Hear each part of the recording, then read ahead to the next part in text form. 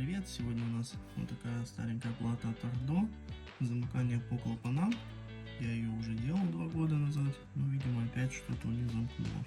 Ну и в этот раз горел контроллер. Видим, у нас на контроллере